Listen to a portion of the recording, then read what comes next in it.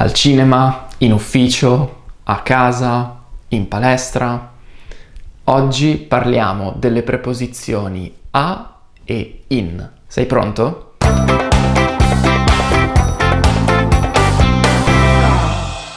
Ciao, benvenuto in questo nuovo video.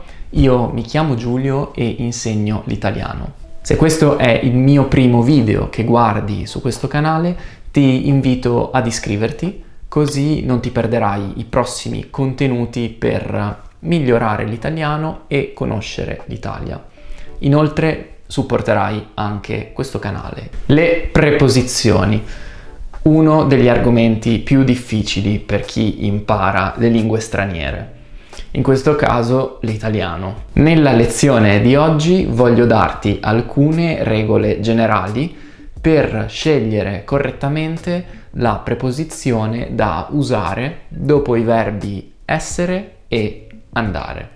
Quindi rispettivamente uno stato in luogo e un moto a luogo.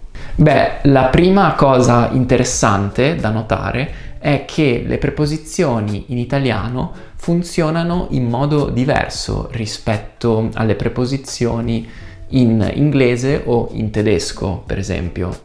Infatti, per dire I am in Italy o I go to Italy, in italiano dico sono in Italia, vado in Italia. Vedi, due preposizioni diverse in inglese sono tradotte con la stessa preposizione in italiano, la preposizione in. Questo perché in italiano la logica delle preposizioni è un po' diversa rispetto all'inglese. Infatti non scelgo la preposizione in base allo stato, il luogo, quindi sono, o al moto, al luogo, quindi vado, ma scelgo la preposizione in base alla parola che segue la stessa preposizione. Perché infatti dico vado in Italia a Napoli. Nella prima parte della frase uso in perché dopo c'è il nome di una nazione. Nella seconda uso la preposizione a perché dopo c'è il nome di una città. Quindi la lingua italiana ha alcune regole generali che ci possono aiutare a scegliere la preposizione in oppure a. Vediamole insieme. Usiamo in con nomi di continenti, nazioni o regioni. Vado in Europa, in Italia, in Toscana. Tutti i mezzi di trasporto usano la preposizione in. Vado in bicicletta, in autobus, in auto, in treno, in aereo. Tutte le stanze della casa sono precedute dalla preposizione in. Sono in camera, in bagno, in cucina, in salotto, in terrazza. Inoltre ci sono alcuni nomi di negozi o di locali della città che finiscono in ia e teca. Tutti questi luoghi sono preceduti dalla preposizione in. Ad esempio, vado in pizzeria, in trattoria, in pasticceria. Sono in biblioteca, in discoteca. C'è poi una serie di luoghi generici che utilizza la preposizione in, però non c'è una regola precisa.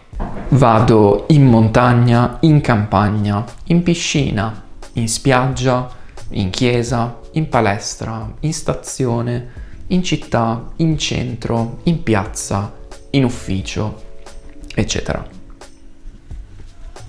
Poi passiamo alla preposizione a, che, come abbiamo detto prima, usiamo con i nomi di città e anche con i nomi di piccole isole.